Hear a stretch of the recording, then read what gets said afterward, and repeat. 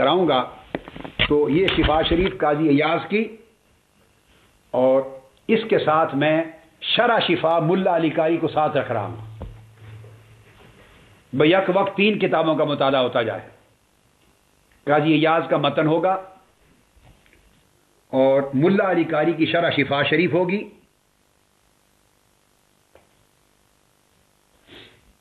اور اس کے ساتھ امام علامہ خفاجی کی نسیم الریاض ہوگی، وہ بھی شرح شفا ہے۔ یعنی شفا قاضی ایاز کی 2 شرح، ملا علی قاری کی شرح و شفا اور علامہ خفاجی کی شرح و شفا نسیم الریاض، دونوں ہاتھ میں رکھ کے ساتھ رکھ کے ہم قاضی ایاز کی باتوں کا جہاں جہاں ضرورت ہوگی مطالعہ کریں گے۔ اب قاضی ایاز رحمۃ اللہ علیہ نے تعریف بیان کر دی ہے، تو یہی باب انہوں نے قائم کیا، اور اس کو امام خفاجی نے بھی کہ فی حق ہی باب فی بیان ما ہو و فی حق سبن و نقص، یہ بیان ہے اس چیز کا، خواہ تاریزن خواہ تصریحاً، کیسا کلمہ اور کیسی عبارت ہے جو آقا علیہ السلام کی شان میں کوئی شخص کہے تو وہ گستاخی تصور ہوگی۔ اب یہ اس طرف آ رہے ہیں قاضی ایاز رحمۃ اللہ۔ پہلے میں قاعدے کی بات آپ کو بتا لوں، شروع سے ہی آپ کی آنکھیں کھل جائیں اس موضوع پر، وہ یہ کہ کسی فعل کو آقا علیہ السلام کی گستاخی تصور کرنا، اس کے لیے پہلی بات لازم ہے کہ وہ اس میں حضور علیہ السلام کا ذکر کرے۔ اب بڑی توجہ سے سنیں، کیونکہ آگے میں تمام امثال بیان کروں گا کہ وہ آقا علیہ السلام کا ذکر کرے، اور حضور علیہ السلام کا ذکر کر کے آپ کا نام لے کر، یا اللہ کا نام لے کر، یا قرآن کا نام لے کر، یا سنت کا نام لے کر، یا شریعت محمدی کا نام لے کر، یا حکم رسول کا نام لے کر، یا شریعت نبی کا نام لے کر، یا آقا علیہ السلام کی ذات و صفات کا نام لے کر، اس کے بعد جو کلمہ احانت اس نے کہا ہے تصریحاً یا تعریضاً، پھر وہ کلمہ منسوب ہو آقا علیہ السلام کی طرف۔ اور اگر کسی شخص کے پورے کلام میں سیاق سے سباق تک اول تا آخر اس نے نام ہی نہ لیا ہو آقا علیہ السلام کا، نہ خدا کا، نہ رسول کا، نہ قرآن کا، نہ سنت کا، نہ شریعت کا، وہ بات کسی اور تناظر میں کر رہا ہو اور نام تک بھی ایک مقام پر بھی نہ لیا ہو، تو پھر وہ آقا علیہ الصلوۃ والسلام کی گستاخی کہاں سے بن گئی؟ اس کا قول لغو ہو سکتا ہے، اس کا فہم خطا پر مبنی ہے، ضلالت پہ مبنی ہے۔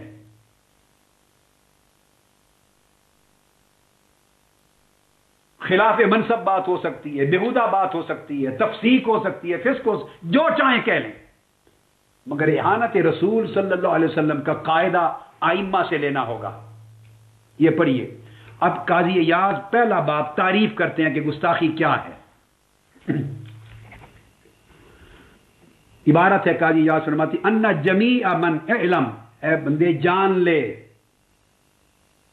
کہ گستاخی کیا ہے، ان جمیع من سب النبی صلی اللہ علیہ وآلہ وسلم۔ اب انہوں نے ایک ایک چیز کی وضاحتیں کر دی ہیں، ایک ایک چیز کی۔ اب اس کے بعد ہمیں اپنی طرف سے کوئی قول ان میں ڈالنے نکالنے کی حاجت نہیں رہے گی، تمام قواعد آؤٹ لائن مقرر کر دی انہوں نے۔ تو قاضی ایاز رحمۃ اللہ علیہ نے فرمایا، اور یہ بات یاد رکھ لیں، یہی تعریفات جمیع ائمہ نے اپنی کتب میں کی ہیں۔ امام سبکی نے السیف الملول میں قاضی ایاز ہی کو نقل کیا ہے سارا کا سارا، ابن تیمیہ نے بھی جہاں جہاں بیان کیا سار المسلوق اسی طرح۔ یہی تصریحات آگے ہماری کتب فقہ حنفی میں بھی آئیں گی، اور میں کتب فقہ حنفی کی ساری عبارات دوں گا آپ کو، جہاں جہاں بحثیں کی ہیں، مثالیں دے دے کر کہ کیا کلمات گستاخی بنتے ہیں کیا نہیں بنتے۔ تو پہلا اصول آپ کو ایک پورا پیرا جس میں انہوں نے تعریف دی ہے، اس سے فرماتے ہیں جو شخص جس نے آقا علیہ السلام کو گالی دی، من سب النبی صلی اللہ علیہ وسلم۔ اب یہ بات نہیں چلے گی کہ فلاں کے ان کلمات یہ گالی نہیں تو اور گالی کیا ہوتی ہے، اتنے بے وقوف نہیں ہے کوئی کہ دھکے سے ایسے آپ گالی اور گستاخی بنا دیں۔ وہ عبارت میں اس کے کلام میں کلمہ ہونا چاہیے، آپ کے ذہن سے نہیں بنے گی وہ چیز۔ اب آپ سنیں، ان جمیع جس نے حضور علیہ السلام کو گالی دی، ایک سب کیا، او آبہو یا حضور علیہ الصلوۃ والسلام میں عیب نکالا، ایک ایک لفظ پہ غور کریں، او آبہ، آقا علیہ الصلوۃ والسلام میں عیب نکالا. اب اس کو ملا علی قاری واضح کرتے ہیں، شاتمہ و ذمہ، حضور علیہ السلام کو گالی دی. اب آپ سمجھتے ہیں گالی کا کوئی بکواس کا کلمہ حضور علیہ السلام کی ذات کے لیے بولا، یا آبہ، یا کسی قسم کا کوئی عیب حضور پہ لگا دیا، ذمہ، ذم کی مذمت کر دی، او الحق بہ نقصا فی نفسہ، یا آقا علیہ الصلوۃ والسلام کی ذات میں کوئی نقص منسوب کر دیا کہ حضور معاذ اللہ ایسے تھے.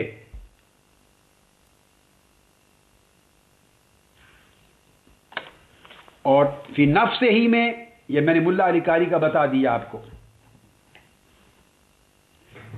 یعنی اے ذات ہی و صفات ہی. آگے وضاحت میں کرتا آ رہا ہوں، اور میں نے اس لیے کتابیں کو یہ نہ کہے کہ یہ تو متن تھا تو اس کے تو اور معنی بھی بن سکتے ہیں، تو میں نے معنی لکھنے والے دونوں جلیل القدر امام اور علماء سامنے رکھ دیے، ملا علی قاری بھی رکھ دیے شرح شفا، اور علامہ خفاجی کی نسیم الریاض بھی سامنے رکھ دی. اور میں نے عرض کر دیا کہ آگے آپ کو اگلی نشست میں شاید میں آپ کو 20-50 عبارتیں فقہائے احناف کی بھی بتاؤں گا، کیا گستاخی بنتی ہے کیا نہیں. تو امام خفاجی لکھتے ہیں کہ یا الحق بہی نقصا فی نفسہ، یہ حضور علیہ السلام کی ذات اقدس میں کوئی نقص منسوب کیا. اور بیان وہ کرتے ہیں کہ اس کا مطلب یہ ہے کہ فقد آبہ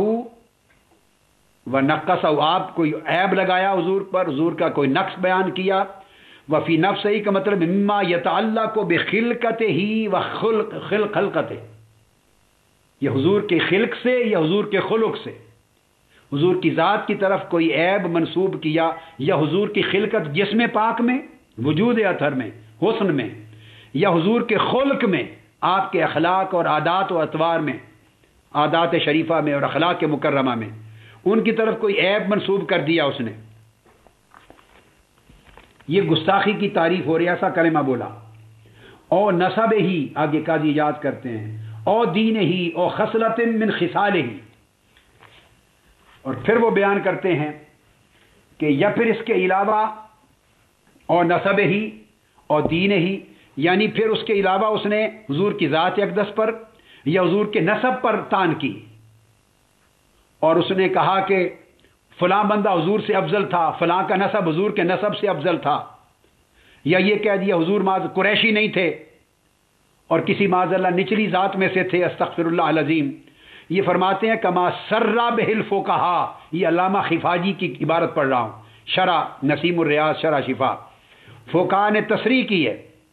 اور یہاں تک وہ کہہ دیتے ہیں کہ اگر معاذ اللہ اس نے کوئی کلام نقص اور عیب کا حضور کے والدین کے ماجدین کے بارے میں اگر کر لیا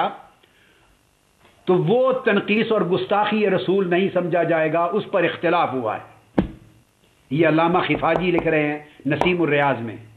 حضور کی ذات کی نسبت کیا، چونکہ حضور کے والدین کے لیے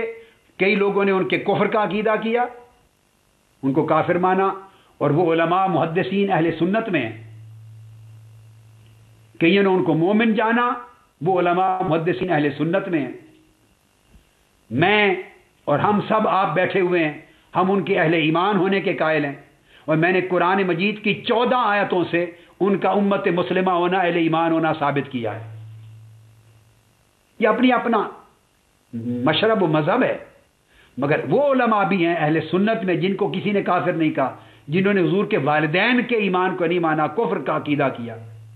اور تیسرا قول وہ بھی ہے جنہوں نے ان کا اہل فطرت مانا کہ وہ اہل فطرت میں سے تھے، نہ کفر کا قول کیا نہ ایمان کا قول کیا. تو ایسا کچھ لکھنے اور کہنے کے باوجود بھی وہ لوگ کافر نہیں ہوئے،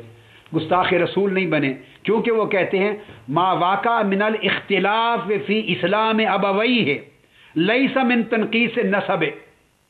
علامہ خفاجی، لیس من تنقیص النسب ما واقع من الاختلاف فی اسلام ابویہ کما ہوا ظاہر.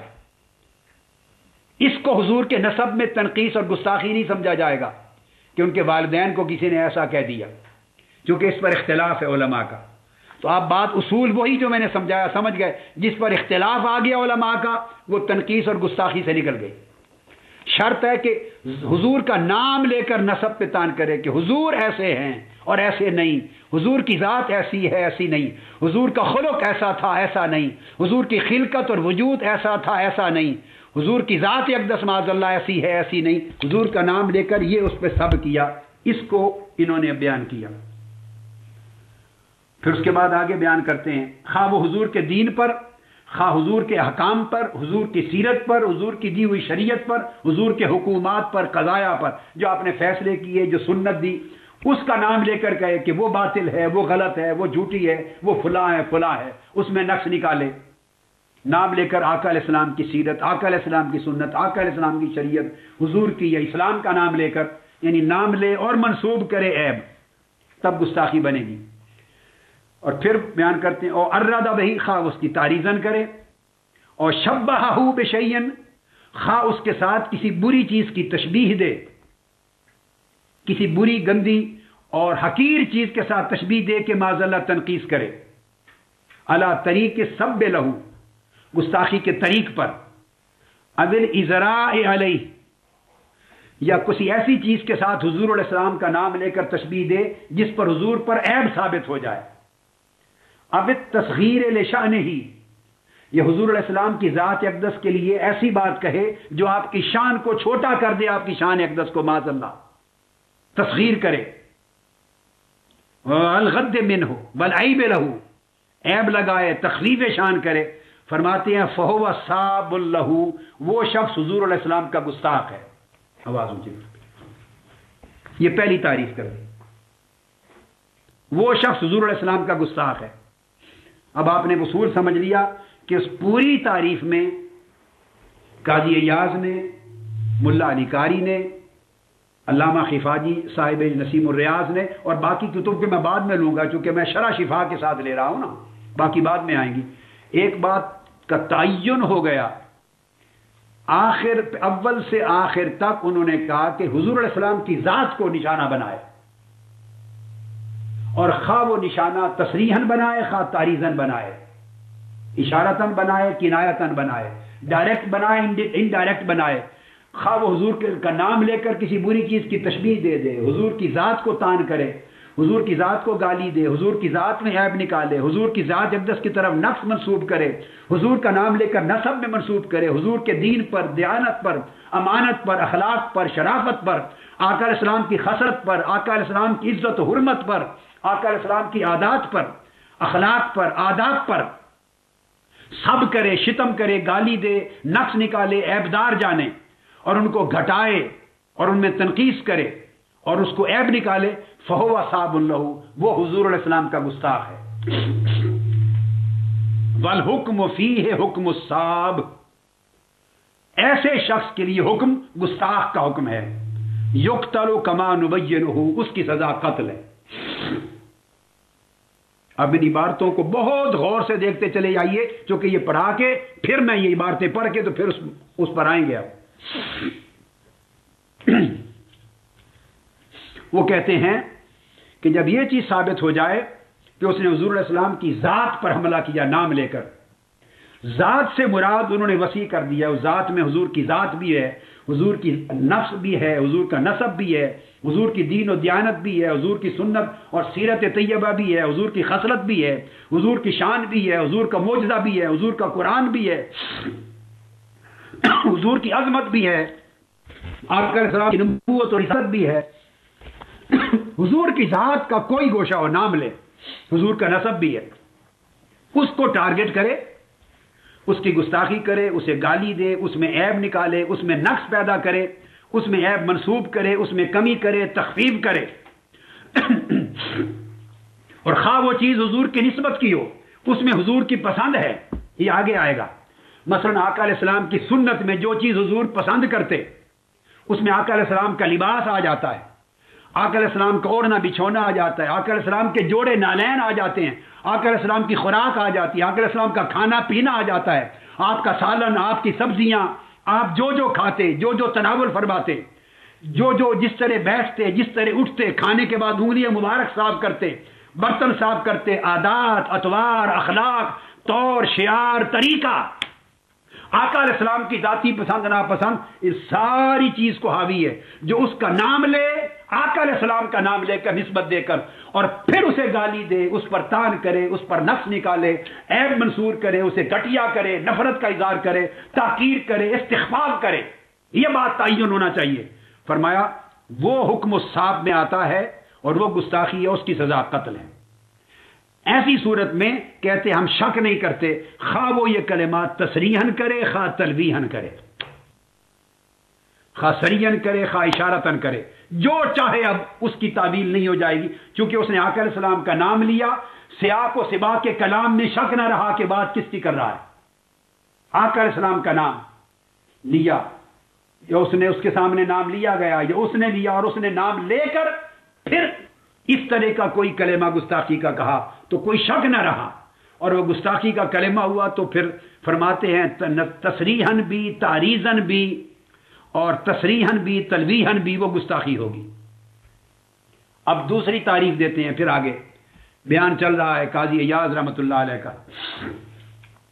اور پھر ملا علی قاری اس کو فرماتے ہیں الازار احتکاراً بہی و استخفافاً بحقہ، حضور کی شان میں کمی کرے نام لے کر، حکارت کا خیال کرے، خواہ حکارت کرتے ہوئے، خواہ استخفاف شان میں کمی کرتے ہوئے،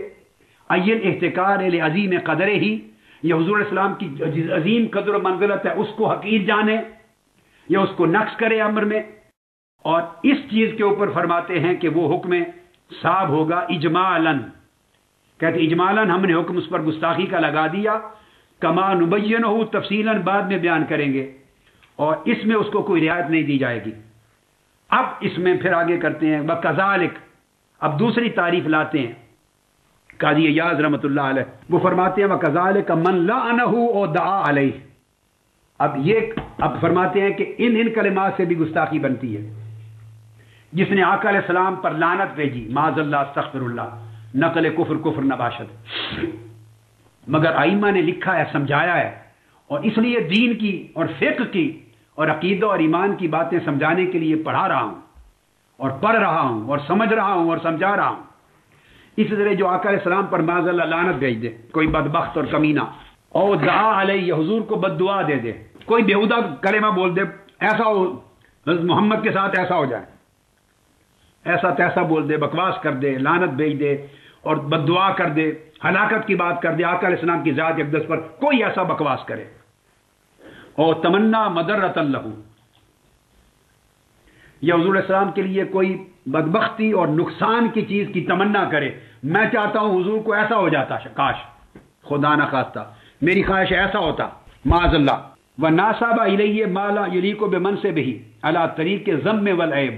یا حضور علیہ السلام کی ذات کی طرف، آپ کی طرف کی ایسے کسی ایسے کام یا بات کو منسوب کر دے جو حضور کی شایان شان نہ تھا، طریق ذم اور طریق عیب کے ساتھ۔ اب دیکھیں اس پہ شرط لگائی ہے، اس میں وہ بات نکل گئی، ممکن ہے کوئی چیز ایسی بندہ بیان کر بیٹھے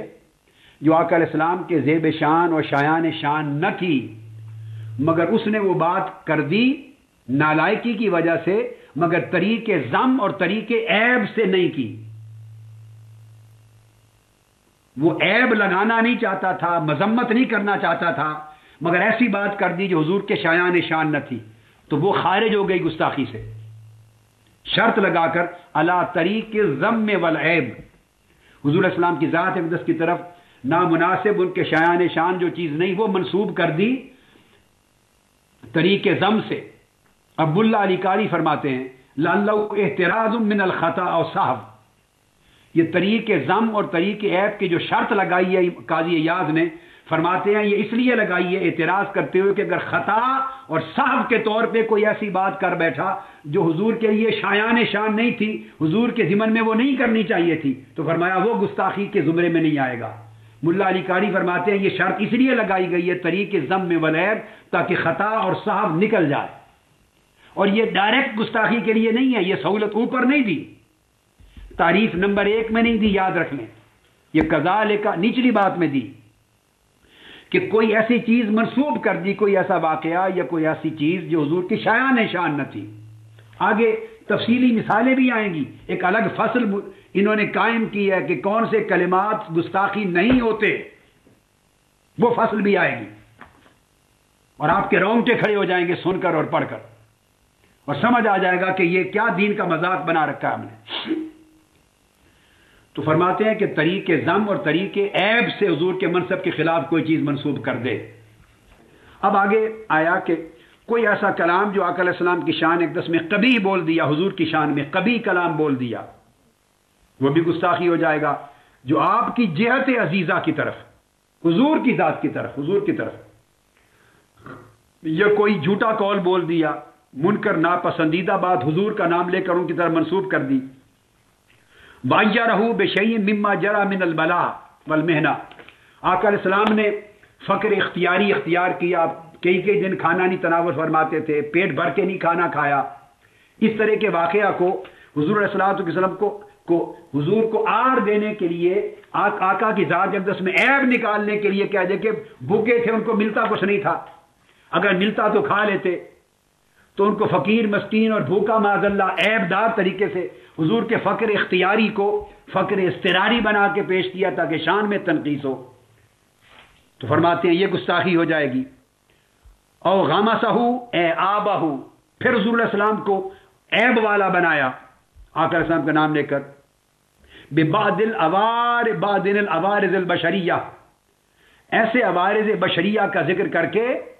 حضور علیہ السلام کے اندر عیب ڈالنا چاہا، کسی عوارض بشریہ کا ذکر کر کے، تو فرمایا وہذا کلہ اجماع من العلماء، یہ اجماع علماء کی طرف سے، صحابہ کرام سے ائمہ فتویٰ تک، یہ گستاخی ہے،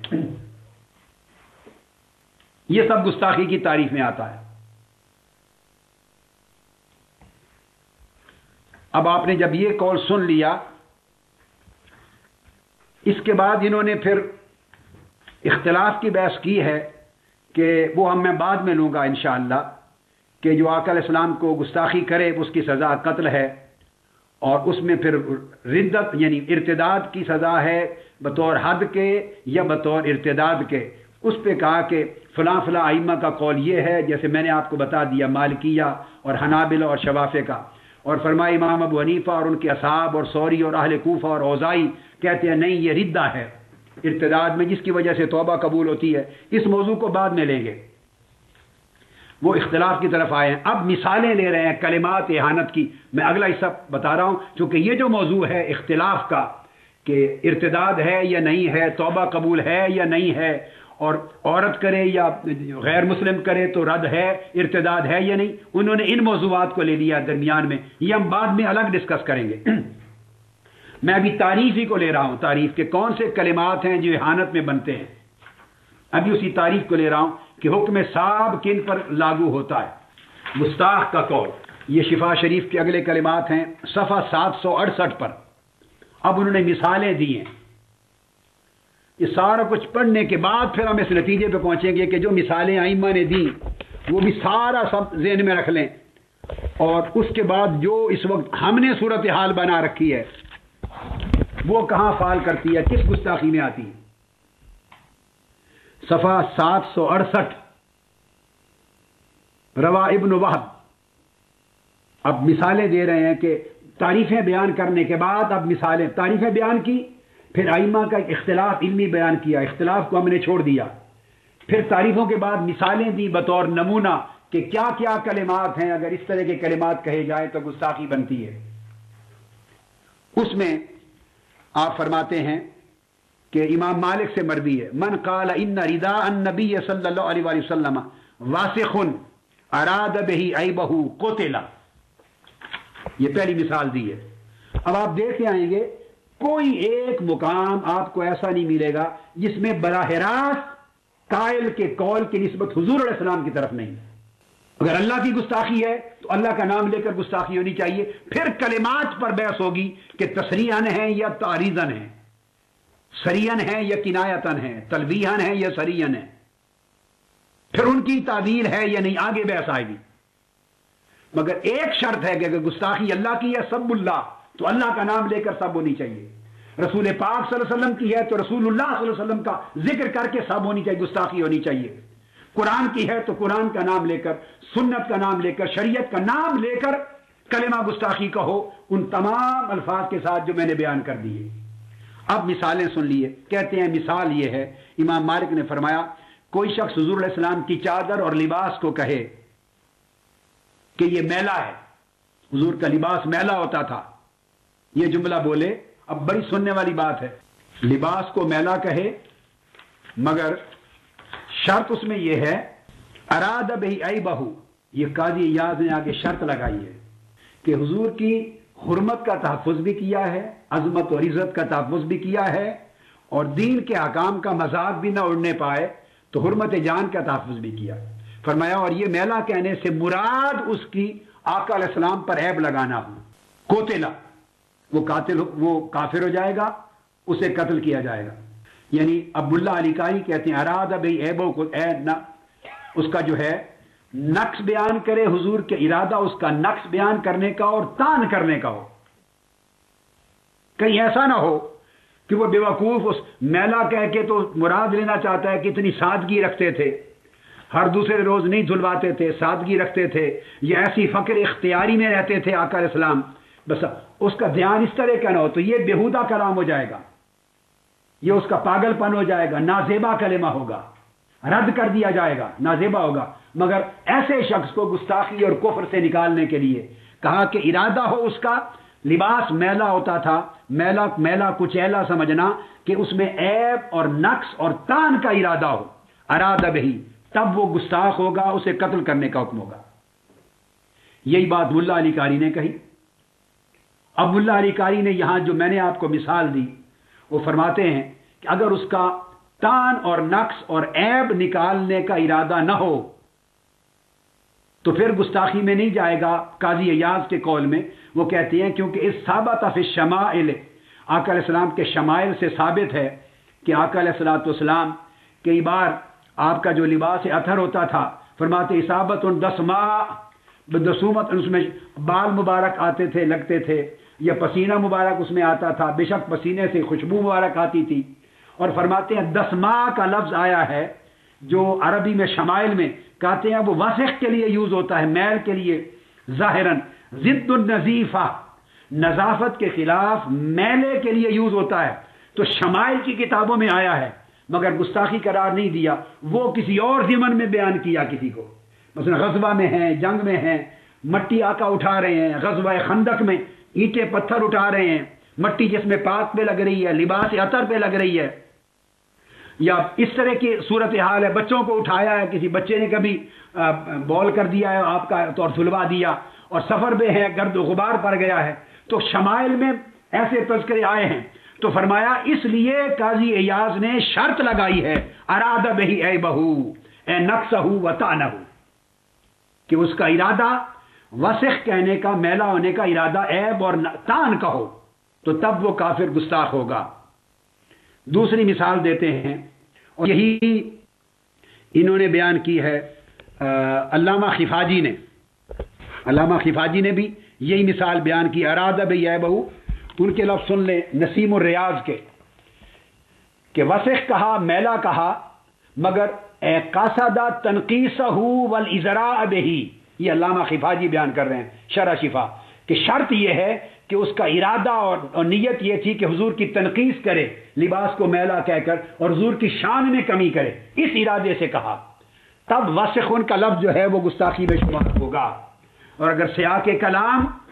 اور اس کا پس منظر بتا دے کہ اس کا ارادہ عیب اور نقص کا نہیں تھا تو پھر گستاخی نہیں بنے گی۔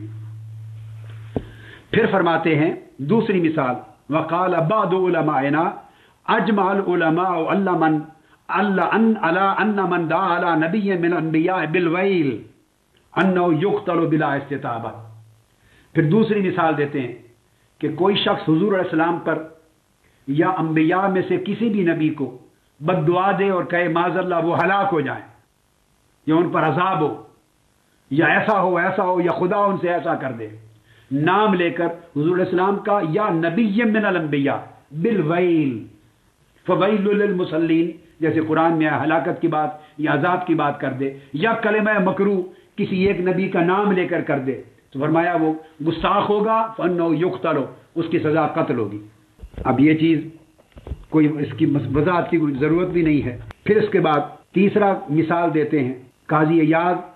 امام ابو الحسن القابسی کی روایت دے کر انہوں نے فتویٰ دیا کہ کوئی حضور علیہ الصلوۃ والسلام کی شان میں فی من قال فی النبی الحمال حمال یتیم و ابی طالب بالقتل، کوئی شخص حضور علیہ الصلوۃ والسلام کا نام لے فی النبی صلی اللہ علیہ وسلم اور ان کو کہے حمال، حمال کو ہم پنجابی زبان میں پانڈی کہتے ہیں، یہ جو بازاروں سے سامان اٹھاتے ہیں پانڈ، اور آپ پیسے دیتے ہیں اور سامان اٹھا کے گھر پہنچا آتے ہیں، حمال بوجھ اٹھانے والے، سامان اٹھانے والے، لادنے والے۔ تو کوئی کہے حمال یتیم ابی طالب، یہ لفظ بولے تو قاضی اعجاز نے کہا اس کا حکم قتل کا ہوگا، وہ گستاخ ہے کہ اس نے یہ دو لفظ جمع کیے، اس سے مراد استحکار تھا، یعنی یتیم ابی طالب کہا معاذ اللہ اور ادھر حمال کہا۔ اب وہ اب اس سے معنی لے رہے ہیں کہ کس طرح استحکار ثابت ہوا کہ جب اس نے یتیم کا ابو طالب کا یتیم معاذ اللہ، تو گویا وہ اس سے بیچارگی لینا چاہتا ہے، آقا علیہ السلام کی طرف بیچارگی کو منسوب کرنا چاہتا ہے، بدبخت، اور ساتھ اس کے حمال کہہ دیا، یہ ظاہر کرنے کے لیے کہ وہ یتیم تھے، بے سہارا تھے، وسائل کچھ نہیں تھے، تو اپنی روزی کے لیے پھر وہ یہ کام کرتے تھے۔ تو دو لفظوں کے اجتماع سے اس کی نیت ثابت ہو گئی کہ احتکار اور استخفاف گستاخی نیت ہے۔ فرمایا وہ شخص ان دو کلمات کے ملا دینے سے حضور کی شان میں گستاخ ہوگا، اس کی سزا قتل ہوگی۔ اب یہی وضاحت قاضی عیاض کے اس قول کی ملا علی قاری نے اور باقی ائمہ نے بھی کی ہے۔ امام ابو الحسن القابسی المعافری جو ہیں ان کا قول، اور وہ کہتے ہیں بالکل اس طرح کہ جب یتیمن کہا تو حالانکہ نفس الامر میں وہ کہتے ہیں آقا علیہ السلام یتیم تھے، نفس الامر میں یتیم تھے اور حمال بھی تھے، بوڑھی عورتوں کے، غریبوں کے، لوگوں کے بوجھ اٹھا کے گھر تک پہنچا آتے تھے، مگر جب اس نے دو لفظ ملا دیے اور کہتے ہیں علم یجد کا یتیمن فآوا، اب نفس الامر میں دونوں چیزیں ہیں، مگر اب ملا علی قاری وضاحت کرتے ہیں،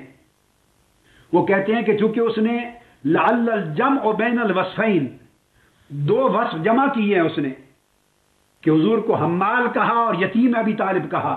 یہ دو وصف جمع کرنے سے اس کی نیت آشکار ہو رہی ہے کہ وہ آقا علیہ السلام کی طرف غربت، محتاجی، بیچارگی اور اس حالت میں پھر یہ وزن اٹھانا جیسے پانڈی یہ منسوب کرنا چاہتا ہے، وہ بدبخت، وہ بے ایمان، وہ لعین ہے، وہ کافر اور گستاخ ہے، اسے قتل کیا جائے گا۔ تو دو الفاظ حضور کی ذات کا نام لے کر ملانے سے ثبوت ہو گیا کہ گستاخی کرنا چاہتا ہے۔ اب اندازہ کریں کتنی احتیاطیں انہوں نے ان تمام امور میں لی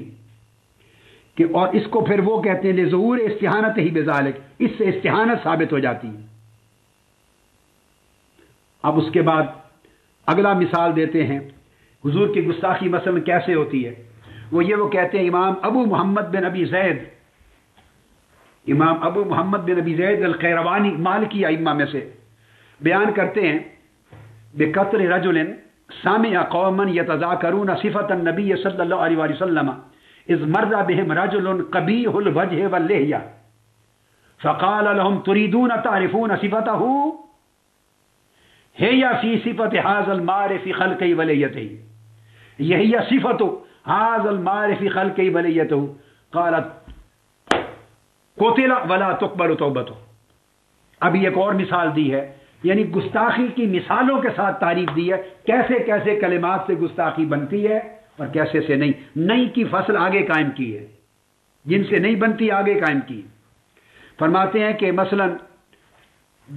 کچھ آدمی بیٹھے حضور علیہ السلام کی صفات کا ذکر کر رہے تھے، آپ کی صفات عالیہ کا، آپ کی حسن و جمال کا، آپ کی شان اقدس کا مثلا ذکر کر رہے ہیں۔ ایک شخص ان کے پاس سے گزرا،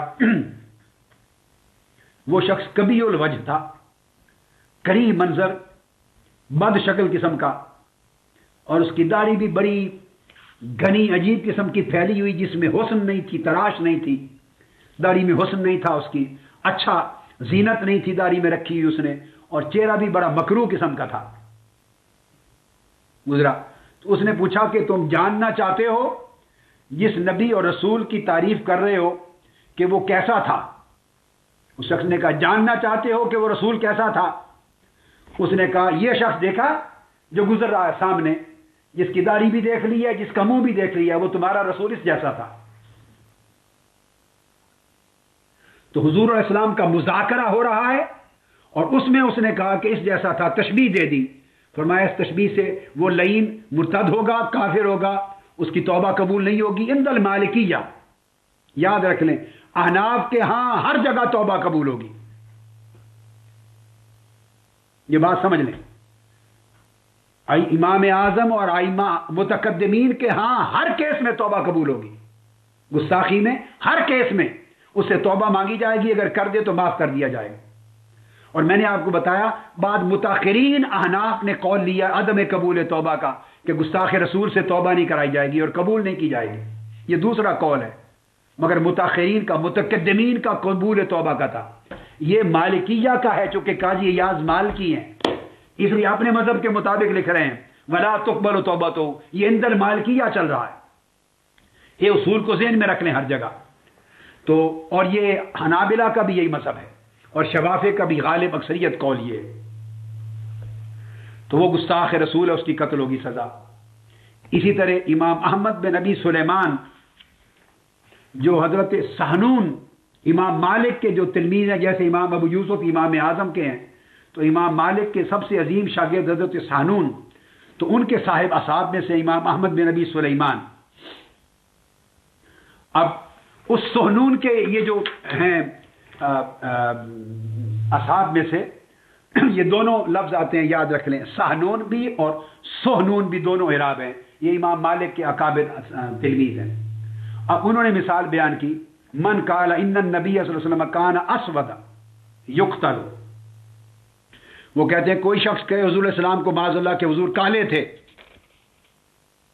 اگر آقا علیہ السلام کے لیے یہ لفظ بول دے کہ حضور کالے تھے تو وہ اسے قتل کر دیا جائے گا، وہ گستاخ ہوگا۔ اب اس کی وضاحت ملا علی قاری نے کی ہے، اس بات کو پھر یاد رکھ لیں۔ ملا علی قاری فرماتے ہیں اس لیے کہ آقا علیہ السلام گورے سفید چاندی کی طرح چمکتا جسم اطہر اور جلد، اور ابو ہریرہ فرماتے ہیں رضی اللہ تعالیٰ عنہ سفید چاندی اور سونے جیسی ملاوٹ، سرخ آپ کا سرخی مائل چاندی جیسا رنگ، گورا خوبصورت احسن الناس اثر اللون، یہ شان تھی۔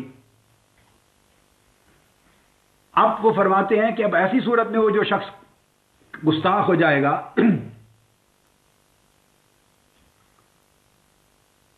اب ملا علی قاری کی وضاحت سنیں کہ کالا کا لفظ بولنے سے وہ استثناء کرتے ہیں، یہ امام ہیں آپ کے اور ہمارے احناف کے ملا علی قاری، اور وہ خود فرماتے ہیں ایک مقام پر رسالے میں کہ مجھے امید ہے کہ اس صدی کا اللہ نے مجدد مجھے بنایا ہوگا، یہ امام ابن العابدین لکھتے ہیں، ملا علی قاری رحمۃ اللہ علیہ، وہ فرماتے ہیں وَلَمْ يَكُنْ تَكْفِيرُ هَذَا الْقَائِلِ بِكَذِبِهِ إِذَا كَانَ جَاهِلًا بِأَمْرِهِ، فرماتے اس میں بھی امکان ہے کہ وہ شخص آقا علیہ السلام کہ اس نے کبھی زندگی میں شمائل پڑھے ہی نہ ہو، سنے ہی نہ ہو، اور اس کو پتہ ہی نہ ہو کہ آقا علیہ السلام کا صحیح رنگت کیا تھی، اور وہ جہالت کی وجہ سے کالا کہہ دے، اور اس کے کالا کہنے میں تحقیر کی نیت نہ ہو۔ مثلا افریقہ چلے جائیں تو افریقہ کے ملک میں کالے رنگ میں حقارت نہیں سمجھی جاتی، ہمارے ہاں دنیا میں 3 رنگ چلتے ہیں، یاد رکھ لیں، وائٹ، براؤن اینڈ بلیک۔ مغرب دنیا کے عالم مغرب کے لوگ وائٹ کہلاتے ہیں، وائٹ۔ آپ اور ہم یہ ایشیا والے سارے لوگ ہمیں براؤن کہتے ہیں، بھورا، براؤن رنگ، درمیانے ہیں ہم، اور افریقہ والے سارے بلیکس کہلاتے ہیں، کالے۔ اب یاد رکھ لیں ان کی تو ملکائیں بھی کالی ہوتی ہیں، ان کی حسینائیں بھی کالی ہوتی ہیں، ان کے بڑے بڑے حسین شہزادے بھی کالے ہوتے ہیں، اور ان کے جب ملکہ حسن کا اور حسین ترین شخص کا مقابلہ ہوتا ہے تو وہ بھی سب کالیاں ہی کالیاں ہوتی ہیں، وہ پھر اور چیزیں ذہن میں رکھتے ہیں۔ اب آپ دیکھیے ملا علی قاری کے کہنے میں کتنی بصیرت ہے۔ قاضی ایاز نے مختصر بات کر دی تھی، میں نے ملا علی قاری نے اس کی اور شرح کر دی، میں نے اور سمجھا دیا کیوں ملا علی قاری نے استثناء کیا۔ فرما رہے ہیں کہ ممکن ہے انما یکفر بقصدہ استحقارہ، تب کافر ہوگا اگر اس نے آقا علیہ السلام کو کالا کہا حقارت کی نیت سے، استحکار کے لیے، استخفاف کی نیت سے، گستاخی اور تنقیص کی نیت سے کالا کہا تو گستاخ ہوگا۔ اب افریقہ میں چلے جائیں تو وہاں تو کالے کو برا سمجھتے ہی نہیں، کالا رنگ ہی برا نہیں سمجھتے، ان کے تو وہ گوروں سے بھی خوبصورت ہوتے ہیں، ان کا تو سارا کچھ ہی کالے میں ہے، اس رنگ سے پیار کرتے۔ ہمارے ہاں ہم براؤن لوگ ہیں، ہم گورے کو بڑا اچھا جانتے ہیں، ہمارے ہاں امتیاز ہے۔ ایشیا، عرب بھی چونکہ ایشیا میں آتا ہے، سرزمین عرب، اس لیے وہاں کالے اور سفید کی بحث چلی۔ تو ملا علی قاری نے کہا کہ ممکن ہے کہ اگر وہ جاہل ہے، اسے پتہ ہی نہیں کہ آقا علیہ السلام کی اصل رنگت کیا تھی، میں اس کی وضاحت کر رہا ہوں، میں ممکن ہے کہنے والا افریقہ کا رہنے والا ہو، اور اس کے نزدیک تو کالی رنگت ہی سب سے اعلیٰ چیز ہے، اس میں کوئی برائی ہے ہی نہیں سرے سے۔ تو وہ اس بے علمی میں وہ سمجھ رہا ہے کہ ہمارے ہاں بڑے بڑے خوبصورت ہوتے ہیں کالے، تو اس کو علم نہیں ہے، اس نے حضور علیہ السلام کو بھی کہا ان کی رنگت بھی کالی تھی۔ تو ملا علی قاری کہتے ہیں کہ اگر اس نے استحکار اور تنقیص اور گستاخی کی نیت سے نہیں کہا تو وہ کافر نہیں ہوگا، اور اگر وہ جانتا ہے، یہ ہمارے خطے کا رہنے والا ہے جہاں کالے رنگ کو ذرا استحکار کی نیت سے دیکھا جاتا ہے، جہاں ہمارے ہاں آپ لوگ کالے رنگوں کو، کئی بہت کالے رنگ والوں کو حقارت کی نگاہ سے دیکھتے ہیں، یہ کلچر ہے،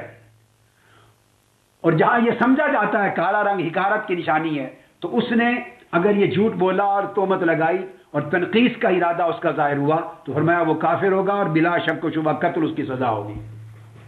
یہ ہے کس طرح اطلاق ہوتا ہے، گستاخی کے کلمات کیسے بنتے ہیں، اور اس پر اب پھر ایک اور مثال دیتے ہیں، ملا علی قاری رحمۃ اللہ علیہ کی شرح ساتھ دوں گا۔ قاضی ایاز دیتے ہیں اگر کوئی شخص کہے فقال فعل اللہ برسول اللہ کذا وکذا وذکر کلاما قبیحا، کسی بدبخت نے یہ کہہ دیا کہ اللہ رسول اللہ سے ایسا کرے ایسا کرے، یہ خدا نے رسول اللہ کو ایسا کر دیا ایسا کر دیا، اور کلام قبیح بولا، گستاخی کا، کراہت کا، کوئی بےہودہ کلام بولا، تنقیص کا کلام بولا، اس کو پھر کہنے والے نے کہا ما تقولو یا عدو اللہ، اے اللہ کے دشمن کیا بکواس کر رہے ہو، کیا کہہ رہے ہو؟ اس نے پھر کہا ثم قال، اپنے پہلے کلام سے بھی برق، انما اردت برسول اللہ اقرب، میں رسول اللہ کو اقرب کہہ رہا ہوں، معاذ اللہ استغفر اللہ، بدبختی منسوب کر دی، بدقسمتی منسوب کر دی، اور کوئی بےہودہ گوئی منسوب کر دی۔ تو ایسے کلمات آقا علیہ السلام کی طرف منسوب کیے کہے تو قاضی اجاز نے فتویٰ دیا کہ وہ شخص قتل کیا جائے گا، گستاخ رسول ہے، اور اس کے گستاخ ہونے میں، کافر ہونے میں، اور اس کی سزا کے قتل ہونے میں کوئی شک نہیں۔ اب اس کے بعد آگے ایک بہت شاندار بات کی قاضی ایاز نے، ان تمام مثالوں کے ساتھ اب ایک حکم لائے ہیں، حکم تمام مثالیں دے کر، وہ حکم سمجھنے والا ہے۔ امام حبیب بن الربیع ان کا قول لائے ہیں قاضی ایاز رحمۃ اللہ علیہ، اور امام حبیب بن ربیع بن یحییٰ ہیں، اور وہ ان کا قول لا کے فرماتے ہیں کہ اگر ایک چیز لأن ادعاءہ التاویل فی لفظ صراح لا یقبل، اوپر کا قول، اقرب کہا، بدبخت کہا، بدگمانی کی، قضا و قضا کہا، اللہ رسول کے ساتھ ایسا کرے۔ اب اس پر حکم لائے ہیں، فرماتے ہیں چونکہ اس کا حکم صریح ہے، اس شخص کا کلمہ صریح ہے، اور ایک لفظ سنیے، قاضی ایاز نے لفظ صریح بھی یوز نہیں کیا، فرمایا فی لفظ صراح، صراح لفظ صریح سے مبالغہ کا صیغہ ہے، بات غور سے سمجھیں، آپ علماء بیٹھے ہیں، صریح تو صریح ہوتا ہے، بالکل واضح صریح، جس میں اتنی وضاحت ہو، اظہر من الشمس ہو کہ کوئی شک اور تعویل نہ ہو، وہ صریح۔ اب ملا علی قاری بزرگ کہتے ہیں کہ صریح سے مبالغہ کا صیغہ صراح، جیسے عجیب سے عجاب، ایک ہے عجیب، اور بہت ہی عجیب تر کوئی چیز ہو تو کہتے ہیں عجاب، تو جس کا معنی اتنا خالص ہو کہ اس میں کوئی التباس نہ رہے، اور اس کے معنی کو بدلنے کا کوئی قرینہ نہ رہے، اور اس کے دوسرے معنی کے لینے کا کوئی احتمال نہ رہے، اور اس کے کئی اور معنی کو قبول کرنے کا کوئی امکان نہ رہے، اتنا خالص اور واضح ہو جائے، اس کو صراح کہتے ہیں، صریح سے بھی زیادہ عجاب کی طرز پر۔ قاضی ایاز کہتے ہیں کہ اگر آقا علیہ السلام کی اس نے گستاخی کی اور لفظ سراح تھا، سری سے بھی زیادہ واضح، لا یقبل، پھر اس کی کوئی تعویل قبول نہیں کی جائے گی، بھلے وہ قرآن پہ ہاتھ لگا کے کہہ دے کہ میرا ارادہ حضور کی گستاخی کا نہیں تھا، میرا ارادہ حضور کی تنقیص کا نہیں تھا، میرا ارادہ حضور کی شان میں کوئی نقص اور عیب کا نہیں تھا، اس کی قسموں کو بھی رد کر دیا جائے گا، کہا جائے گا بے ایمان، لعین، مردود، تو نے سراح سری لفظ سے آقا کی شان میں گستاخی کی ہے، تم کتے ہو جہنم کے، کافر ہو، تمہیں قتل کر دیا جائے گا۔ اس کی کوئی تعویل، کوئی قسم، کوئی احتمال قبول نہیں کیا جائے گا۔ فرماتے ہیں یہ حکم اس وقت ہے کہ اس کے قتل میں کوئی تعویل قبول نہ کی جائے کفر میں، جب وہ لفظ سراح ہو، ڈائریکٹ حضور کی شان میں آقا علیہ السلام کا نام لے کر، خواہ حضور کی ذات کا، خواہ حضور کی صفات کا، خواہ حضور کے حسن کا، خواہ حضور کے جسم پاک کا، حضور کے لباس پاک کا، حضور کے نسب پاک کا، حضور کی عادات طیبہ کا، اخلاق حسنہ کا، عظمت مصطفیٰ کا، معجزہ مصطفیٰ کا، شریعت مصطفیٰ کا، سنت مصطفیٰ کا، کتاب اللہ کا، قرآن کا، حضور کا نام لے، حضور کے کھانے کا، لباس کا، سبزی کا، میرے آقا کے جوڑے کا، حضور کے گھر کا، میرے آقا کی در و دیوار کا، میرے آقا کے بستر کا، چارپائی کا، ان اینٹوں کا جس پر قدم رکھتے، اس خاک کا جس پر قدم رکھتے، اس مدینہ کا جس پہ حضور لیٹے ہیں، بس وہ نسبت کر دے حضور کی طرف، ثابت ہو جائے کہ اس کا کلمہ میرے آقا کے لیے ہے، حضور کے لیے ہے، اور کلمہ صریح ہو، پھر وہ کتا ہے جہنم کا، اس کی کوئی تعویل قبول نہیں، احتمال قبول نہیں، وہ قتل کیا جائے گا۔ اگر ایسی سرے سے کوئی چیز ہی نہ ہو، نہ کلمہ سرا ہو، نہ کلمہ صریح ہو، نہ اس کی نسبت نام لے کر حضور سے کی ہو، نہ حضور کی ذات کا نام لیا ہو، نہ حضور کی صفات کا، نہ آقا کے اخلاق کا، نہ حضور کا سنت کا نام، نہ حضور کی شریعت کا، نہ قرآن کا، جب یہ لفظ ہی نہ بولے اپنے کلام میں، بقایا جو کچھ کہتا رہے، آپ اس کو بکواس کہہ سکتے ہیں کہ بکواس کیا اس نے، لفظ بولا، ضلالت پر مبنی گمراہ کی، خلاف منصب کہا، بےہودہ آدمی، یہ جو چاہے کہتے پھریں، مگر خدا کا خوف کریں۔ ائمہ نے اس کو گستاخ اور اس کو اہانت کے زمرے میں نہیں لکھا، اگر جب تک یہ شرائط پوری نہ ہو۔ وہ فرماتے ہیں کہ ایسے شخص کا ادعا تعویل قبول نہیں ہوگا کہ جس کا کلمہ سرا ہے۔ پھر 8ویں مثال دیتے ہیں ایک اور، کہا یہ یاد، اور یہ یاد رکھ لیں، جتنے علماء بعد میں آئے سمجھ لیں، میں تو آپ کو شفا شریف کا درس دے رہا ہوں، ساتھ ملا علی قاری کو بھی لے کے چل رہا ہوں، علامہ خفاجی نسیم الریاض کو بھی لے کے چل رہا ہوں، حنفی بھی اور غیر حنفی بھی، جتنے بعد میں علماء آئے، السیف المسلول ہے مثلا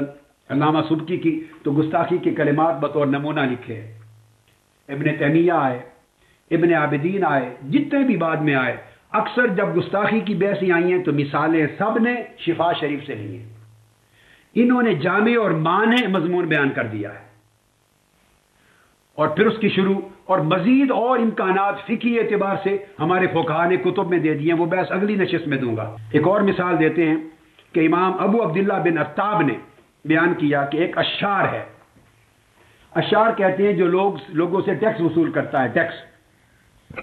طرح طرح کے امکانات بیان کیے ہیں، مثالیں دی ہیں، ٹیکس وصول کیا، اس نے کہا ٹیکس دو، وشکو الی النبی صلی اللہ علیہ وآلہ وسلم، اور اس کو کہا جا کہ اپنے رسول اللہ صلی اللہ علیہ وسلم کو بے شک شکایت کر دینا، مثلا حضور کے زمانے میں تھا، مثلا کسی دوسرے ملک میں ٹیکس لیا، ظلمن لے رہا ہے، ظلمن، اور ساتھ کہا جا کہ رسول اللہ صلی اللہ علیہ وسلم کو شکایت کر دینا، بے شک اس نے، یا اس نے کہا میں شکایت کروں گا، اس نے کہا جا کے شکایت کر دینا، اور یہ بات کہہ کر حضور علیہ السلام کا، آپ نے دیکھا ہر مثال میں آقا علیہ السلام کا نام آیا ہے، آقا علیہ السلام کا براہ راست ذکر آیا ہے، پھر کلمات پر اعتبار ہوتا ہے، پھر کلمات کیا ہیں، صریح ہیں، تلوی ہیں، تصریح ہیں، کنایا ہیں، بالواسطہ بلا واسطہ ہے، تعویل ہے نہیں، بعد میں بحث آتی ہے، پہلے اس شخص کی گفتگو کا ہدف آقا علیہ السلام کی ذات ہونا چاہیے۔ اس نے کہا جب وشکو الی النبی صلی اللہ علیہ وسلم، حضور علیہ السلام کو جا کے کر دینا شکایت، وقال ان سألت اور جہلت فقد جاہل وسأل النبی صلی اللہ علیہ وسلم، اگر میں تم سے پوچھ رہا ہوں اور مجھے نہیں معلوم، میں جاہل ہوں، اس نے کہا میں غریب ہوں، مجھے معلوم نہیں میرے حالات. اس نے کہا اگر میں جاہل ہوں تمہارے حالات سے اور بے خبر ہوں اور میں پوچھ رہا ہوں تو جاؤ رسول اللہ کو شکایت کر دینا. کئی چیزوں میں حضور بھی جاہل ہوتے تھے، حضور کو بھی پتہ نہیں ہوتا تھا اور حضور بھی پوچھتے تھے. اگر نام لے کر آقا علیہ السلام کی طرف اس طرح جہالت منسوب کر دی تو فرمایا اس کا حکم ہے بالقتل، وہ گستاخ ہوگا، اسے حضور کا نام لیا، جہالت منسوب کی، قتل کر دیا جائے گا. یہ ملا علی قاری نے بھی آگے ساری اسی چیز کو تفصیل سے لکھا ہے اور تمام کتب میں ہے.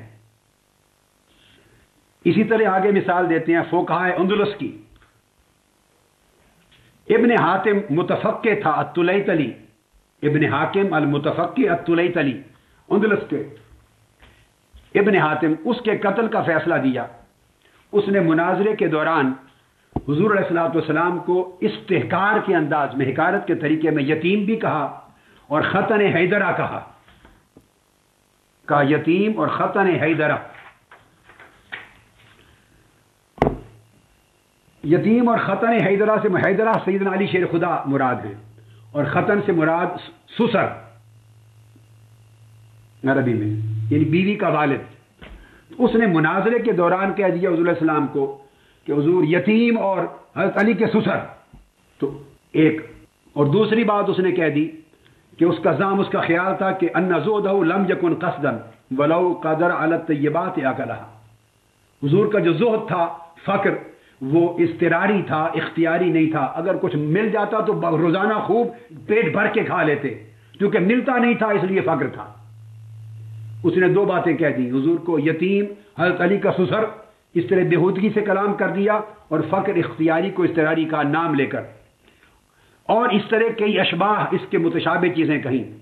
فقہائے کیروان نے اس کے قتل کا فتویٰ دیا اور کافر کہا، صلیب پھانسی چڑھا دیا اس کو. اب آپ مثالیں دیکھتے چلے آئیے ساری. اور وہ کہتے ہیں کہ پھر ملا علی قاری نے سارا الاستغفار، استغفار چونکہ آقا کے حق میں استغفار کیا، استغفاف کیا، استحقار کیا، اور صریح لفظوں کے ساتھ حضور کا نام لے کر قتل کر دیا. اس کے کفر کا فتویٰ آیا. اسی طرح آپ فرماتے ہیں کہ قاضی ایاز رحمۃ اللہ علیہ مزید آپ بیان کرتے ہیں ابو عبداللہ بن مرابط، قاضی عبداللہ بن مرابط کا قول کہ من قال ان النبی حزم یستتاب فان تاب الا قتل لانه تنکس. کسی شخص نے کہا معاذ اللہ، جیسے غزوہ احد میں ہو گیا واقعہ، یا غزوہ حنین میں ایک لمحہ واقعہ آیا جب ظاہری طور پہ کفار کی فوجیں غالب آ گئیں، صحابہ کرام کو پریشانی لاحق ہوئی، تو کسی نے کہا کہ حضور علیہ السلام شکست خوردہ ہو گئے، اور اس طرح کے کلمات گستاخی کے کہ آقا علیہ السلام کی شان اقدس میں اور ذات اقدس میں نقص نکالا اور شکست خوردہ وغیرہ کے کلمات کہے. انہوں نے کہا یہ آقا علیہ السلام کا نام لے کر یہ کہا کافر ہو گیا، یہ گستاخی ہے. اسی طرح حبیب بن ابی القروی روایت کرتے ہیں امام مالک کا قول ان من قال فی صلی اللہ علیہ وسلم ما فی نقص، جو آقا علیہ السلام کا ذکر کرے، نام کرے اور اس میں کوئی نقص نکالے. حضور کی ذات میں تو ایسا تھا معاذ اللہ، یہ عادت اچھی نہیں تھی ان کی، یہ طریقہ ان کا مجھے پسند نہیں، اچھا نہیں تھا معاذ اللہ، ان کے مزاج کا یہ گوشہ معاذ اللہ اچھا نہیں تھا، استغفر اللہ العظیم، ان کی عادات یہ ٹھیک نہیں تھی، ذات کا ذکر کر کے نقص نکالے. فرمایا وہ شخص مرتد ہوگا، گستاخ ہوگا، اس کی سزا قتل ہوگی. تو پھر وہ بیان کرتے ہیں آگے، پھر قاعدہ دے، اتنی ساری مثالیں دے کر پھر ایک قاعدہ بیان کرتے ہیں. قاضی ایاز رحمۃ اللہ علیہ، امام ابن تاب کا، ان کا قاعدہ دے کر وہ بیان کرتے ہیں کہ قاعدہ یہ ہے شریعت میں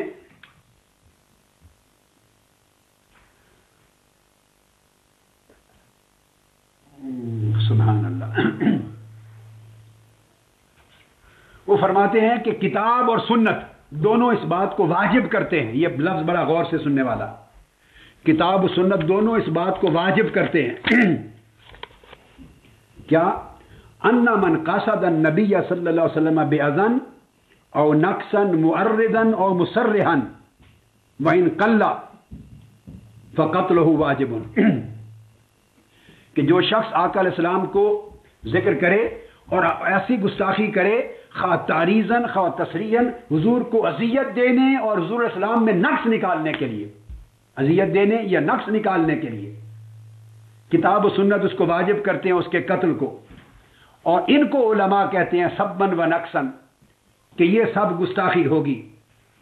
اس پر ملا علی قاری شرح شفا میں آگے اس پر اور وضاحت کرتے ہیں، اور آپ فرماتے ہیں وضاحت میں ثم اعلم ان فصل الخطاب فی هذا الباب، ملا علی قاری فرماتے ہیں کہ جان لے اے عالم اے طالب کہ اس موضوع میں فصل الخطاب آخری فیصلہ کن بات یہ ہے ان ھذا کلہ اذا صدر عنہ تعمدا ولو ہزلا بخلاف ما اذا جرى على لسان سهوا خطا اقرارا، اگر یہ سارے کلمات آقا علیہ السلام کی شان میں جان بوجھ کر تعمدن اس نے کہے، جو کلمات آپ کو بتا دیے، حضور کا نام لے کر حضور کو ٹارگٹ بنایا اور حضور میں عیب نکالا، نقص نکالا، تان کی، تشنیع کی، گالی دی، معاذ اللہ ہلاکت کی، بددعائی کی، اور اس طرح براہ راست گستاخی کی،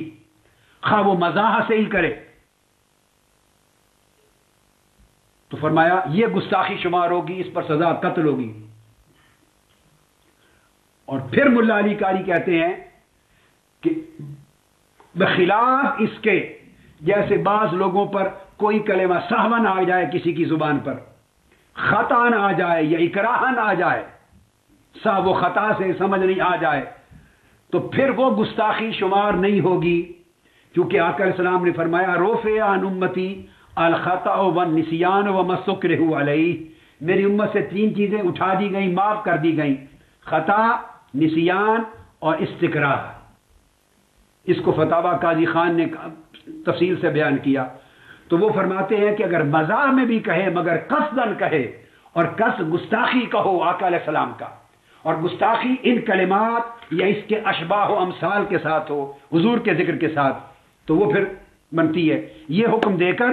ملا علی قاری پھر آخری ایک مثال دیتے ہیں، اس فصل کی آخری مثال، اور وہ کہتے ہیں کذالک اقول، میں اسی طرح یہ بھی کہتا ہوں، حکم من غمسہ، ملا حضرت قاضی ایاز پھر آخر پہ کنکلوڈ کرتے ہیں کہ کس جیسے کلمات اور اشباہ و امثال سے گستاخی ہوتی ہے۔ کچھ مثالیں اور ہیں جو میں آگے آپ کو دوں گا، تو گستاخی ہوتی ہے۔ وہ فرماتے ہیں اگر آقا علیہ السلام کا اس نے حضور کے اندر عیب نکالا، اور ایرہ برعایت الغنم، یا آقا علیہ السلام کو چرواہا حضور کو آر دلانے کے لیے، شان کو کم کرنے کے لیے معاذ اللہ حقارت کی نیت سے چرواہا کہا، اس لیے کہ ملا علی قاری اور علامہ خواجی اور سب کہتے ہیں کہ آقا علیہ السلام نے بکریاں چرائیں، سب انبیاء نے چرائیں، مگر اور امر ہے، مگر ایک شخص اس میں آقا علیہ السلام کی بیچارگی، غربت، بے سہارگی اور آپ کی شان اقدس میں تنقیص اور آر کے لیے کہنا چاہتا ہے کہ بدبخت۔ رعایت الغنم، یا وہ جان بوجھ کر یا حضور کی طرف صاحب منسوب کرے کہ حضور تو بھولتے رہتے تھے معاذ اللہ، باتیں بھول جاتے تھے، وہی بھول جاتے تھے، تو اس طرح صاحب منسوب کرے، یا نسیان منسوب کرے اس طرح کہ یا خطا کر بیٹھتے تھے یا نسیان کر بیٹھتے تھے، حالانکہ وہ کہتے ہیں کہ بکریاں بھی چرائیں آقا علیہ السلام نے، مگر دیکھا جائے گا کہ کس نیت کے ساتھ اس نے کلمہ بولا، سیاق و سباق کیا ہے۔ آقا علیہ السلام کی طرف صاحب منسوب کیا، مگر صاحب ہوا، احادیث میں آیا ہے، مگر کس نیت کے ساتھ وہ صاحب بیان کرنا چاہتا ہے، اس طرح جیسے ہم میں سے کئی لوگ بھولتے رہتے ہیں، اور اس سے گویا سکاہت مجروح کرنا مقصود ہوتی ہے کہ قابل اعتماد نہیں ہے، یہ کیا، یہ تو بھولتا رہتا ہے آدمی، نیت یہ ہے، یا نسیان، یا معاذ اللہ نسیان حافظے کی کمزوری منسوب کرنا چاہتا ہے تاکہ قرآن کی سکاہت اور اعتماد مجروح ہو جائے، احکام شریعت مجروح ہو جائیں، آقا علیہ السلام کی اپنی ذات پاک کی سکاہت اور اعتماد مجروح ہو جائے، اس نیت سے نسیان منسوب کرتا رہتا ہے، ورنہ آقا نے فرمایا میں بھولتا نہیں ہوں، بھلایا جاتا ہوں۔ اب سحر یا جادو منسوب کیا کہ حضور علیہ السلام تو جادو زدہ تھے معاذ اللہ، حالانکہ آقا علیہ السلام پر جادو کیا گیا اور اس کی رد میں معوذتین نازل ہوئی۔ اب یہ ان تمام چیزوں کو لے آئے ہیں جو واقعات ہوئے اس شخص نے ان واقعات کا تذکرہ کیا تو فرمایا دیکھا جائے گا کہ وہ سارے واقعات اگر آقا علیہ السلام کو اذیت دینے کے لیے، تنقیص شان کے لیے، سب و شتم کے لیے، استحقار کے لیے، استخفاف کے لیے، بل واسطہ بلا واسطہ، اشارتاً تشبیہاً تعریضاً تلویحاً تصریحاً، کسی بھی شکل میں اس کا ٹارگٹ حضور علیہ السلام کی شان اقدس، آپ کی علو مرتبت، آپ کی عظمت اور آپ کی جو شان ہے اس کو گھٹانا ہے اس بے ایمان کا اگر، تو فرمایا حالانکہ یہ سارے واقعہ لشکر کی شکست کا واقعہ بھی ہوا، احد کا، حنین کا، اس کا بھی ذکر میں لایا ہے، جرابی ہوئی، چہرہ مبارک زخمی بھی ہوا، دانت مبارک بھی ٹوٹے، تو فرماتے ہیں کہ اس طرح کے واقعات جو ہوئے اگر ان کو بھی استحقاراً بیان کرے گا، استخفافاً بیان کرے گا، تنقیصاً بیان کرے گا، عیباً اور عاراً بیان کرے گا وہ شخص حضور علیہ السلام کی، اور پھر اگر یہ کہے بالمیل الی نسائہ، یہ کہے کہ حضور علیہ السلام کو عورتوں کا شوق تھا، اپنی بیویوں کا بہت شوق تھا، معاذ اللہ استغفر اللہ العظیم، حالانکہ آقا علیہ السلام نے حضرت عائشہ صدیقہ سے اپنی محبت کا اظہار کیا اور فرمایا کہ عائشہ میرے یہ سرید کی طرح ہے، محبت کا اظہار فرمایا، خدیجہ الکبریٰ رضی اللہ تعالیٰ عنہ کا تو میلان قلبی کا اظہار فرمایا، تو دیکھا جائے گا کہ وہ میلان قلبی کی وہ طبی بات کر رہا ہے یا اس میل کو شہوت کی طرف منسوب کر رہا ہے، جیسے عام لوگوں میں عوارض بشریہ کے طور پر میلان ہوتا ہے عورتوں کا، تو فرماتے ہیں کہ اگر وہ تنقیص کے لیے، تان شان نبی میں تان کے لیے، نقص کے لیے، عیب کے لیے، گستاخی کے ارادے سے، خواہ اشارتاً کنایتاً تشبیہاً تصریحاً تلویحاً، کسی بھی شکل میں بل واسطہ بلا واسطہ اگر ایسے کلمات استعمال کرے اور ایسا ارادہ کرے نقص کا حضور کی شان میں، تو فرمایا کہ سزا اس کی القتل ہے، وہ مرتد ہوگا، کافر ہو جائے گا اور واجب القتل ہوگا۔ یہ قاضی اعیاض رحمۃ اللہ علیہ نے پوری فصل بیان کی ہے گستاخی کی تعریف کرنے میں، گستاخی کو سمجھانے میں، پوری تفصیلات کے ساتھ، اور اس میں آپ نے دیکھا کہ ہر جگہ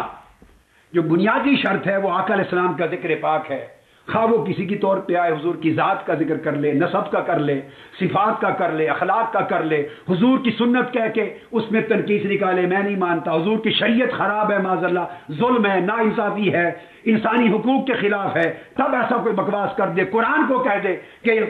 انسانی حقوق کے خلاف ہے، عدل و انصاف کے خلاف ہے، حضور نے اگر فرمایا بھی ہے معاذ اللہ تب بھی عدل کے خلاف ہے، انسانی حقوق کے خلاف ہے، تو بھاڑ میں جائے تمہارے انسانی حقوق، بھاڑ میں جائے تمہارا عدل۔ اگر تم حضور کے قول کو انسانی حقوق کے خلاف سمجھو تو حضور انسانی حقوق ہو نہیں سکتے جو آقا علیہ السلام کے عطا کردہ قول سے بہتر ہو۔ تو حضور کی سنت اور شریعت اور قرآن کو، حضور کی ذات کو تان کرے، حضور کی طرف منسوب کر کے جو کچھ بنائے، پھر اس کے قول کو گستاخی تصور کیا جاتا ہے۔ اور اگر اس کے قول میں سرے سے نہ مذاکرہ کلام میں حضور کا ذکر آئے، نہ حضور کا نام لے، نہ حضور کی شریعت کا، نہ قرآن کا، نہ حدیث کا، نہ سنت کا، نہ خدا کے قانون کا، نہ حضور کی عادات و اخلاق کا تذکرہ ہی نہ کرے بلکہ انکار کرے اس چیز سے، اور پھر اگر وہ کرتا ہے تو اس کے کلام کو دیگر معانی پر احتمال کیا جائے گا، دیگر معانی پر محمول کیا جائے گا، گستاخی پر ہرگز نہیں۔ یہ شریعت اور ائمہ میں کسی نے اجازت نہیں دی۔ اسی طرح بعض اور باریک باتیں بھی کی ہیں ائمہ نے، مثال کے طور پر مثلا آقا علیہ السلام کے بال مبارک ہیں، شعر، اس کو کوئی تنقیص کے لیے شعیرہ کہہ دے، بال کی بھی، منہ مبارک کی بھی تنقیص کر دے، تو ملا علی قاری رحمۃ اللہ علیہ نے شرح شفا میں ایک جگہ بیان کیا کہ اس طرح اگر حکارتاً تصغیر کے طور پہ، تحقیر کے طور پہ شعر کو شعیرہ کہہ دیا تو وہ بھی گستاخی ہوگی، کافر ہو جائے گا، کیونکہ حضور کے بالوں کا ذکر کیا، منہ گیس ہوئے مصطفیٰ کا۔ اسی طرح اگر کہہ دے کوئی شخص، علامہ شہاب الدین خفاجی بیان کرتے ہیں، فلان اعلم منہ، فلاں شخص حضور کے علم سے زیادہ علم رکھتا ہے۔ میں کوئی کہہ دے بدبخت میرا علم حضور سے زیادہ ہے، ہم 1400 سال آگے ترقی یافتہ دور میں ہیں، اب ہمارا علم حضور سے زیادہ ہے، وہ شخص کافر مرتد ہو جائے گا۔ حضور کا نام لیا، تنقیص علم کر دی، نسیم الریاض میں ہے۔ فقیر و مسکین کہہ دیا معاذ اللہ، حضور کو محتاج کہہ دیا حکارتاً، حالانکہ ووجدک عائلا فاغنا آ چکا ہے، اس کے باوجود اس نے تحقیر کے لیے حضور کو فقیر مسکین کہا، وہ گستاخ کافر ہو جائے گا، کیونکہ حضور کی تنقید کی، کیونکہ آقا سے بڑا غنی کون ہے، فاغنا آ گیا۔ اس طرح اگر کوئی شخص کہہ دے البحر الرائق میں ہے کہ حضور ہمارے لیے کوئی نعمت نہیں ہے، حضور ہمارے لیے کوئی رحمت نہیں ہے، حضور ہماری کوئی شفاعت نہیں کریں گے، حضور کا کوئی فائدہ نہیں معاذ اللہ میں، ہمارے لیے کوئی نعمت اور رحمت نہیں ہے، ایسے کلمات بکواس کر دے، وہ کافر ہو جائے گا، کیونکہ اس نے اعظم النعم کا انکار کیا ہے۔ اسی طرح حضور کی حیات مقدسہ کے اندر تشکیک پیدا کر دے، حضور کی سنت میں، اخلاق میں، طہارت میں، عصمت میں شک پیدا کر دے اور عیب اور نقص نکالے، وہ شخص کافر ہو جائے گا۔ حضور علیہ الصلوۃ والسلام سے جیسا کہ میں نے عرض کیا، آپ کی پسندیدہ چیزوں کا ذکر ہو اور پھر وہ کہے حضور کی سنت کا استہزاء کرے، خواہ وہ مسواک کرنے کی سنت ہی کیوں نہ ہو، حضور کی سنت کا ذکر ہو اور پھر حضور کی سنت کا مذاق اڑائے، کہے میں نہیں مانتا اس کو، یہ کیا سنت ہے، معاذ اللہ یہ فضول چیز ہے، یہ آج کل کے ایٹیکیٹس کے مطابق نہیں، آداب کے مطابق نہیں، تو سنت کی تاکیر کرے وہ کافر ہو جائے گا، خواہ وہ سنت عام روزمرہ کی چیزوں سے متعلق ہی ہو۔ امام ابن بزار حنفی بیان کرتے ہیں، مثلا آقا علیہ السلام کھانا کھاتے اور پھر اس کے بعد اپنی انگلیاں مبارک جو ہیں وہ بھی چوس کے صاف کر لیتے، تو کوئی شخص یہ سن کر حضور علیہ السلام کی سنت کو سن کر کہے، احانت اور حکارت کی وجہ سے کہے کہ یہ آداب اور ایٹیکیٹ کے خلاف ہے، یہ کیا طریقہ ہے آداب ایٹیکیٹ کے خلاف، وہ شخص کافر ہو جائے گا کہ بے ایمان مصطفیٰ سے بڑھ کر آداب کون جانتا ہے، اور تاجدار کائنات سے بڑھ کر ایٹیکیٹس اور آداب اور ویلیوز کس کو معلوم ہے، سب سے بڑے آداب وہی ہیں جو آقا نے کیے، تو اس نے تاخیر کی حضور کی، کافر ہو جائے گا۔ فتاوی بزازیہ میں آیا، اس طرح خلاصۃ الفتاوی میں ہے، حتیٰ کہ ناخن ترشمانہ، اس سنت کی اگر اس نے گستاخی کر دی، اس کو بیان کیا کہ یہ حضور کی سنت ہے، فقہا نے ہر جگہ لکھا ہے،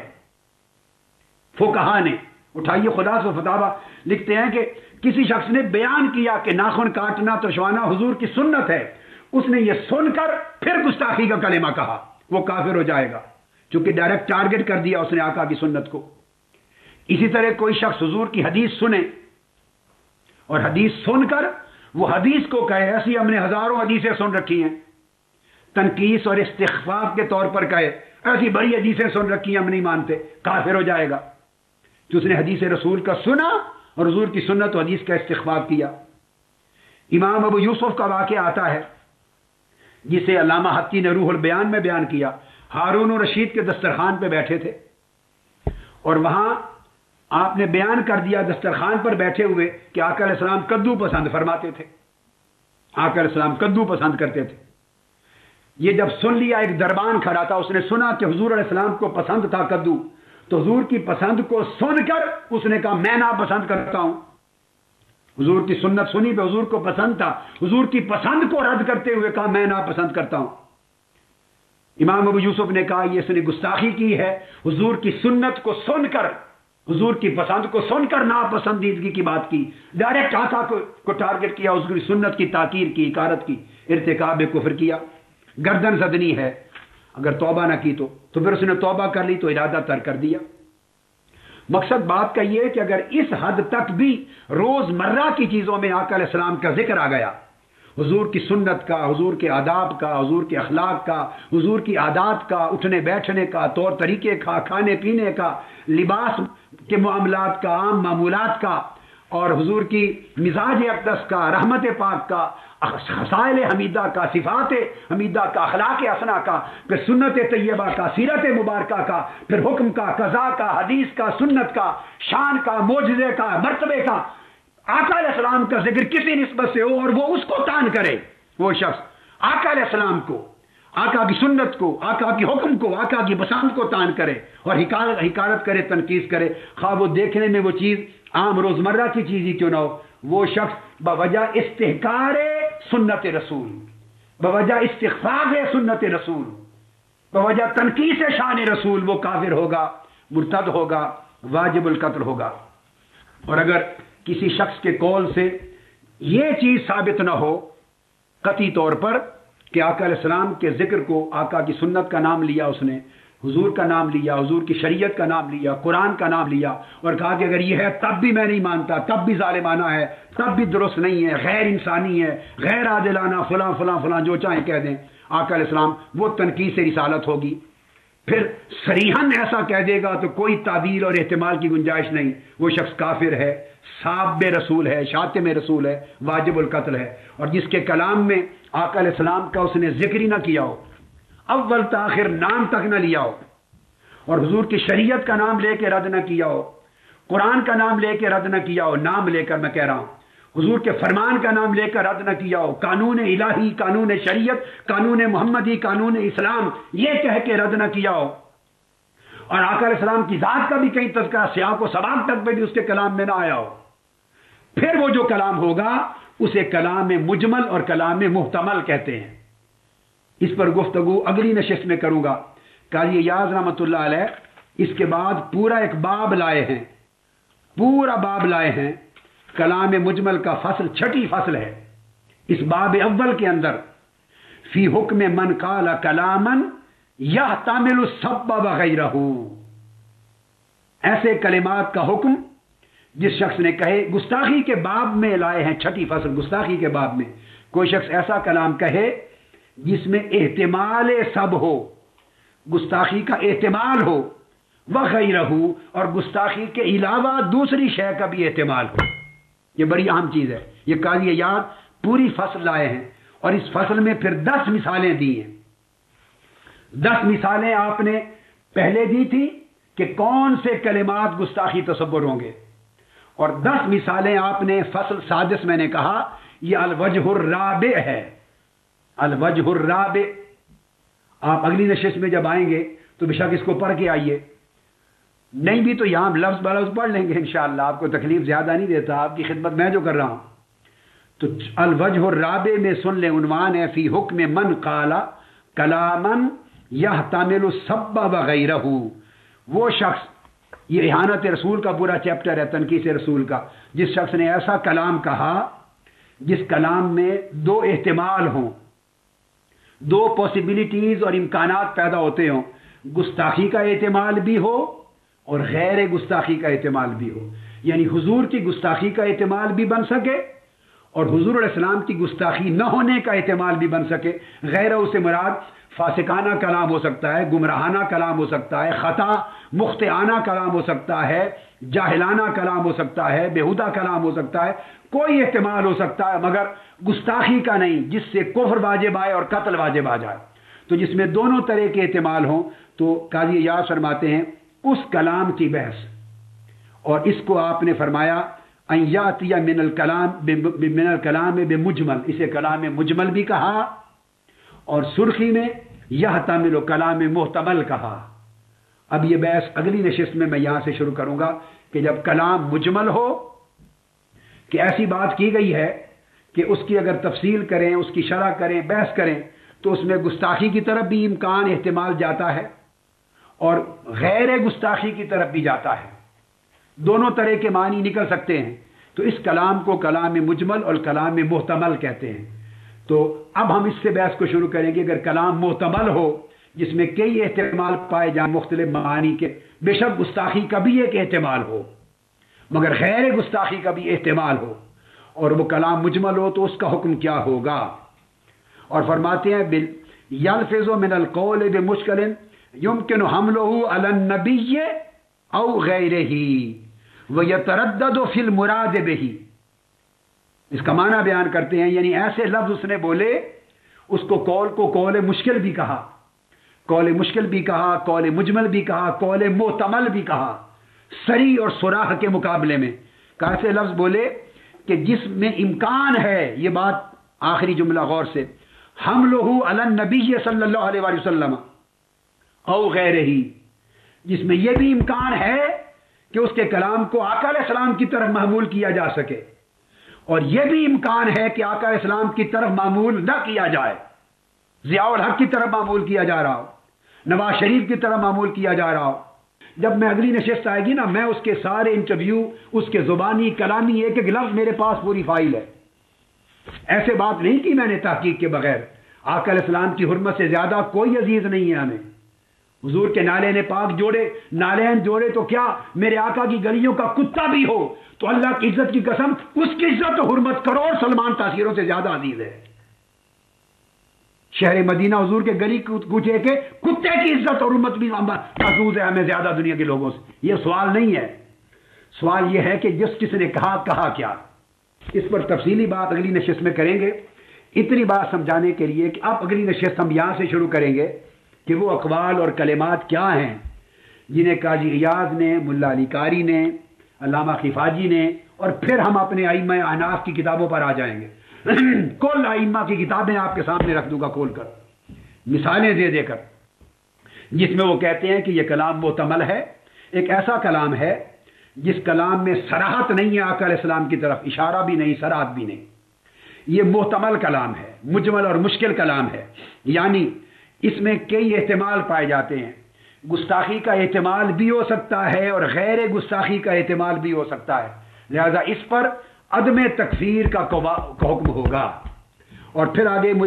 حضرت قاضی ایاز فرماتے ہیں کہ ایسے قول میں امکان ہے حملہ علی النبی صلی اللہ علیہ وسلم او غیرہ ہی، کہ اس میں دونوں امکان ہیں کہ اسے حضور علیہ السلام کی طرف بھی منسوب کر دیا جائے، محمول کر لیا جائے، یہ امکان بھی ہے،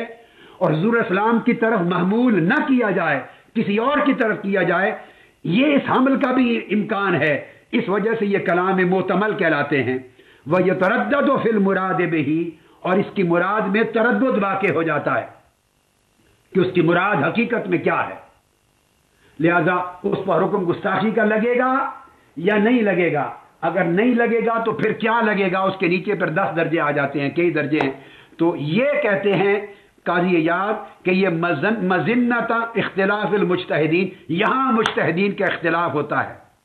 اور مقلدین کے لیے توقف اختیار کرنے کی جگہ ہے کہ وہ قول تکفیر کا اور قتل کا نہ کریں. اب اس فصل کو ہم انشاءاللہ اگلی گفتگو میں شروع کریں گے، اور اس کی شروع کے ساتھ پھر ائمہ احناف اور دیگر فقہا کی تصریحات، ان کی بیان کردہ اشباہ و امثال اور کلمات کفریہ اور ان کے احکام، ان کو بیان کر کے رفتہ رفتہ پھر آگے کیا کیا اختلافات ہیں اس پر آئیں گے انشاءاللہ تعالی. اور میں امید کرتا ہوں کہ روز روشن کی طرح پورا موضوع اور پورا مسئلہ اور اس کا حکم واضح ہو جائے گا. اللہ پاک ہم سب کے ایمان کو سلامت رکھے اور ہمارا مرنا، جینا اور مرنا آقا علیہ السلام کی عزت و ناموس کی حفاظت میں ہو. ہم جیے بھی آقا علیہ السلام کے عشق اور ادب اور عزت و ناموس کی حفاظت میں، اور مرے بھی حضور کی حرمت و عزت و ناموس کی حفاظت میں، اور پوری امت کو یہ توفیق نصیب ہو. اور اس کے ساتھ حضور کی تعلیمات کا تضحیک اور مذاق اڑانے کی اللہ توفیق نہ دے، تو احکام دین اور حدود دین کی حرمت کی بھی حفاظت کر سکیں ہم. وما علینا الا البلاغ.